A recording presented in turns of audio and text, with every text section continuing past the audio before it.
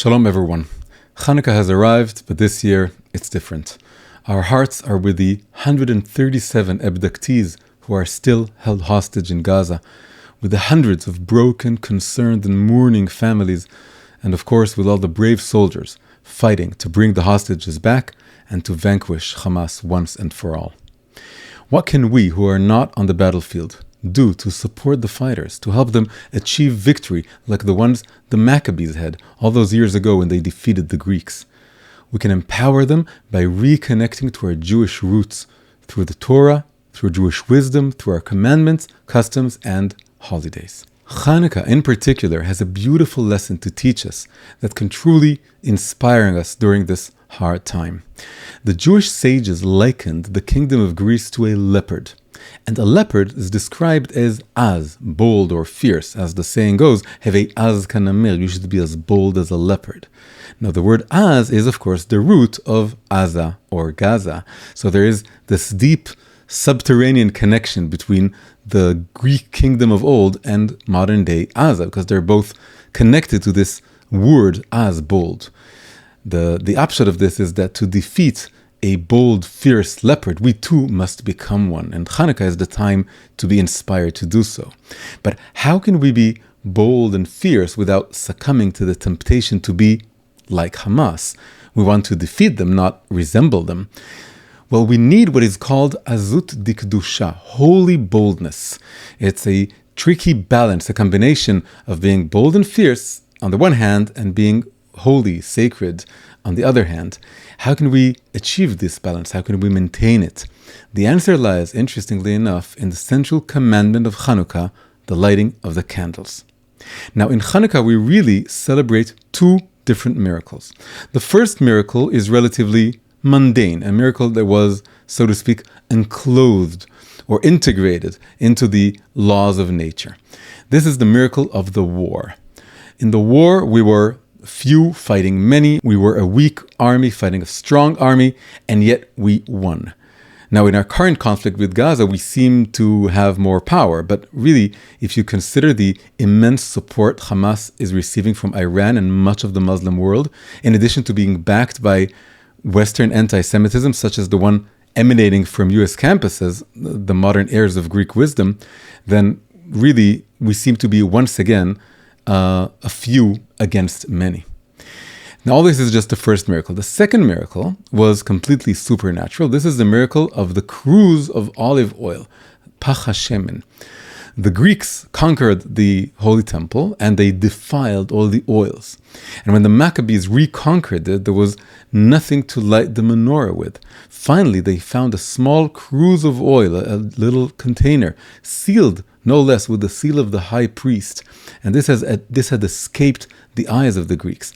The oil in this cruse seemed enough to light the menorah for only one day, but miraculously it lasted 8 whole days, the time needed to produce new pure oil. Now, Hanukkah is Hanukkah because of the combination of these two miracles. The war on the one hand, which has to do with bravery in combat and being a soldier and being very down-to-earth, grounded.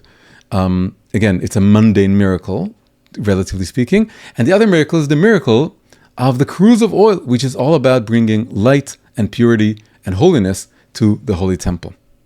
Now, when you look at these two miracles together, then this is where the lesson, the most important lesson of Hanukkah really resides. This is a holiday that calls upon us to be two things which to many seem contradictory, but really they're not. To be, on the one hand, to be righteous, holy people whose lives are centered, focused on spirituality and serving God, on doing the inner work of purifying our hearts and connecting to our souls. And on the other hand, we need to be heroes. We need to be people who know how to go out and fight bravely and courageously, to kill if necessary, to sacrifice their lives if needed, until they achieve complete victory. Now, to many, these two things seem contradictory. A person who is holy and righteous should not, it would appear, soil their hands with mud and blood, but should be in a state of constant purity, engaged only in study and spirituality, etc. And a person who is a brave warrior should be a grounded, tough person who knows how to fight, not someone who dabbles or is distracted by other worldly activities such as learning Torah or practicing religion. In fact, in modern-day Jewry, we find many people, indeed whole communities, who exemplify one of these character types, but not the other. There are many Jews who dedicate their lives to studying Torah and becoming spiritual exemplars, and yet know nothing about fighting. And many others who are very courageous, down-to-earth fighters, but who, unfortunately, are very distant from religion and spirituality. It's okay that one's main focus is just one of these realms, but each one of us needs to have at least a footing in the other one as well. Now, the Maccabees were the embodiment of this synthesis. They were righteous priests whose job was to man and operate the temple, to take care of, make sure that it's holy and pure, and to take care of all the details of the sacrificial service. On the other hand, when it was necessary, they were able to leave their holy, sheltered space and become fighters who go out into the field of battle and win. Now, this carrying of opposites is even hinted at in the name that we use in Hebrew to refer to the Maccabees. If you take the Hebrew word that we use, which is Hashmonai, and you calculate its gematria, its numerical value, then you'll see that it equals exactly the sum of the numerical value of the words tzaddik, righteous, and gibor, hero. So the Hashmonai is both a tzaddik and a gibor rolled into one. You can do the math and see for yourself. Now, this combination of righteousness and heroism is exactly what constitutes the holy boldness we spoke of before, the azut dekdusha. The hero is bold, the righteous is holy, and by being both, we embody holy boldness. How can we be inspired to do this? It comes from the candles of Hanukkah. How many candles do we light, all in all, during the holiday?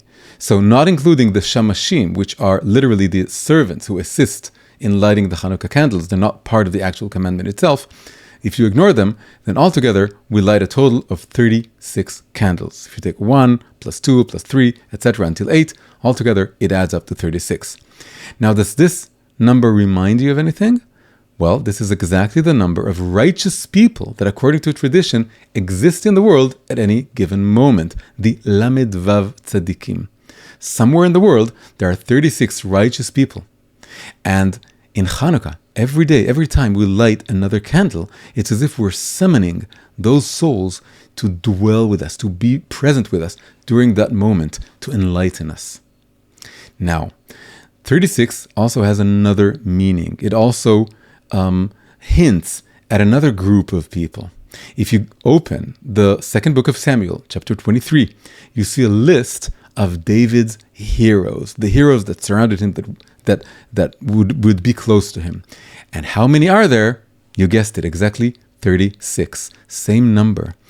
So other than the 36 righteous, we have the 36 heroes of David, meaning that when we light the Hanukkah candles day after day, counting to 36, we can imagine that we're also summoning the 36 heroes of David to be also present with us during those moments, because these are the exact two types that the Hashmonaim, the Maccabees, embodied, and they represent the two miracles: the miracle of the war, that's the heroes, the 36 heroes of David, and the miracle of the cruse of oil, which corresponds to the 36 righteous. Now, how can each candle embody at the same time two different character types, two different souls? So the answer is that each candle has two aspects: its light and its heat. Each candle spreads light and each candle generates heat, and both of which intensify day after day. As we add more candles, the room becomes more full of light and there's more heat generated coming out of the menorah.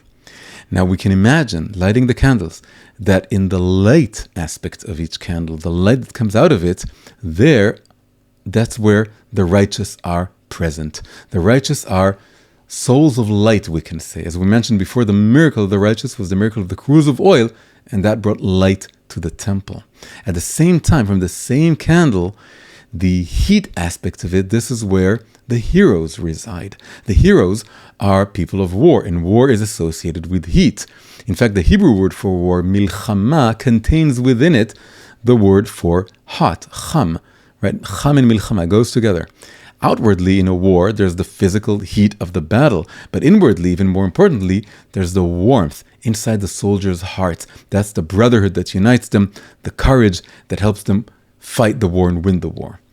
So, starting this evening, with each and every candle that we light, we should bear in mind and bear in our consciousness that through its light, we are receiving, we are accepting into our hearts inspiration to be more righteous.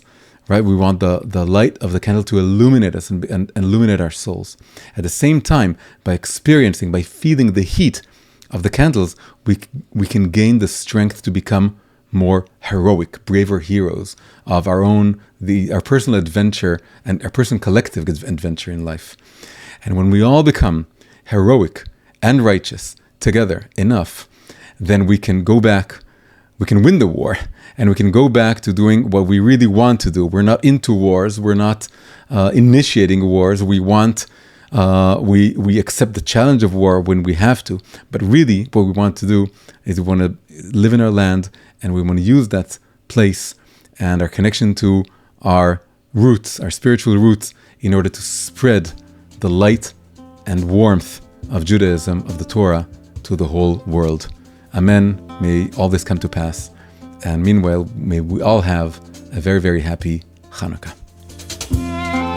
This video was made possible through the kind support of my sponsors over at Patreon. Patreon is a great way to help independent creators like myself produce original content. If you'd like to get more English language videos from me, please consider becoming a supporter via Patreon. You can find the link in the description below. Thank you very much.